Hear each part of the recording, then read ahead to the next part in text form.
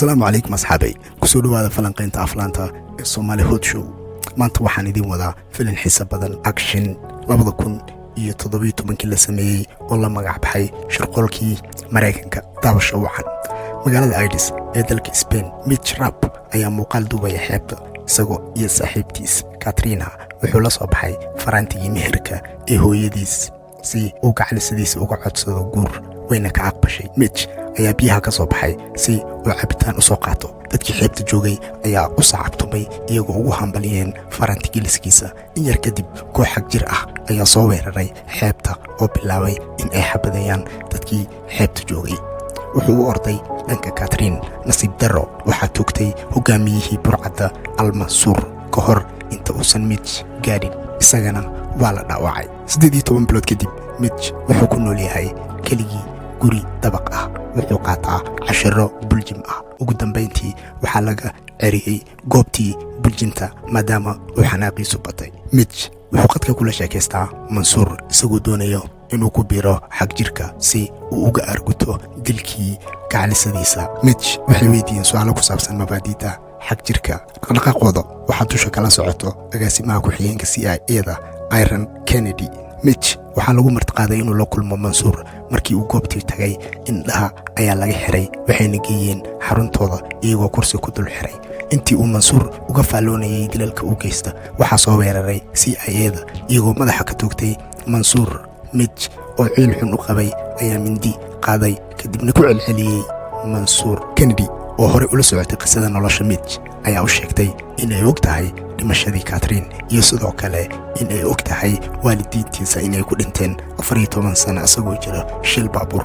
Mitch waxa keliya ee maskaxdiisa ka guuxay waa inuu arguto. Kennedy oo maanka ku haysa howlgalkeeda ayaa waxay go'aansatay inuu Mitch ku biiro Orion, barnaamijka tababarka oo la yiraahdo Black Ops oo uu maamulo askarigii hore ee ciidanka badda ee Stan Harley. Kennedy waxay u geysay Mitch Harley si uu ugu bilaabo tababarka. Mitch wuxuu uga mahadceliyey Harley tababarka. in yar kadib waxaa bilowday tababarkii xeeladaha dagaalka. Mitch waxaa loo bilaabay howlgalka iyagoo ku tababaran misna bartilmaameed ka dhiganaya dukaan weyn.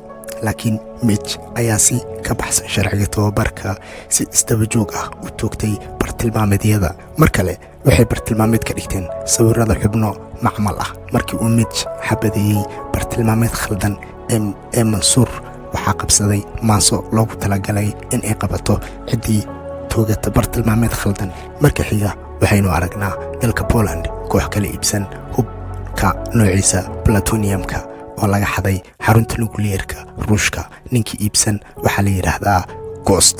2 askari ayaa ku soo garaacay albaabka. markii ay soo galeen ayay xabadeeyeen askartii iyo kuwii hubka iibsanayay. markii uu ka soo baxay gaariga sidoo kale waxay xabadeeyeen askartii bannaanka joogtay. markii uu Harley warbaahinta ka arkay waxa dhacay wuxuu aqoonsaday mid ka mid ah tuugada oo ahaa kuwii uu tababaray, wuxuuna gartay in uu ka dambeeyo shirqoolka Kennedy waxay kooxdeeda u dirtay Turkiga si ay u soo qabtaan ninkii hubka iibsanayay.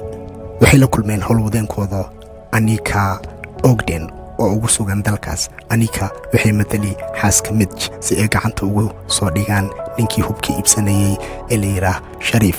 waxay ku kulmeen meel baar ah. nasiib darro khilaafka dhexdhacay tuugada ayuu mid ka mida mindi geliyey kuwii ay la kulmeen.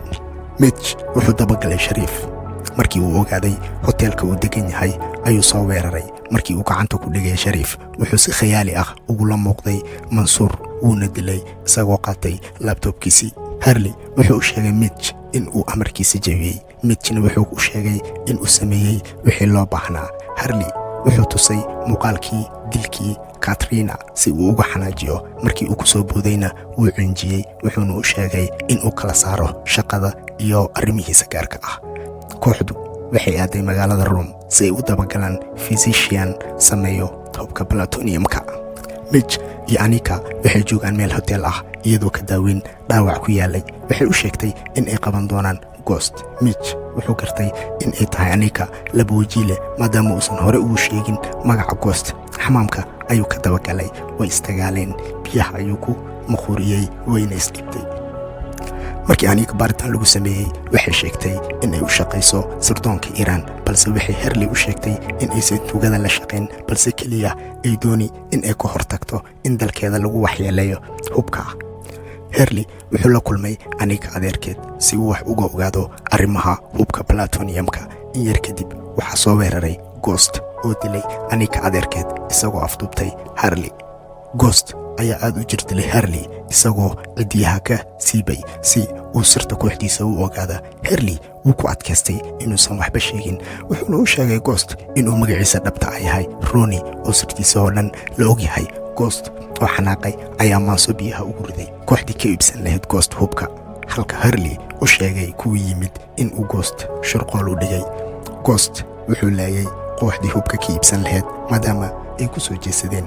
laba ka mid ah sirdoonka Mossad ayaa qaaday Anika si ay goob kale u geeyaan. Mitch ayaa ka dabagalay kana badbaadiyey.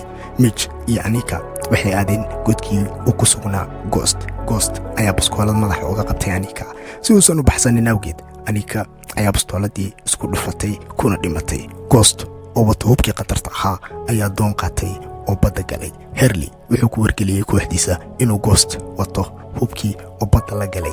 markii ay ciidankii baddi ka war heleen Hagen ayay galeen. Mitch oo xawaare ku ordaya ayaa ku booday doontii uu watay Ghost. dagaal dheer kadib Ghost wuxuu dhunta ka saaray Mitch mindi. Mitch oo adeegsanaya xeeladii lagu tababaray dagaalka ayaa dilay Ghost. Mitch wuxuu qaatay doon si uu hubka u geeyo bartamaha badda. Harley oo helikabtar wata ayaa Mitch ku amray in uu badda ku tuuro hubka. markii uu tuurayna xarig ayuu u soo tuuray asagoo xarigii meesha ooga saaray. in yar kadibna waxaa qarxay baddii iyadoo samaysay dhul gariir aad u weyn. nasiib wanaag cidi waxba kuma noqonin. Harley wuxuu ku laabtay Maraykanka si looga daweeyo dhawicii soo gaaray.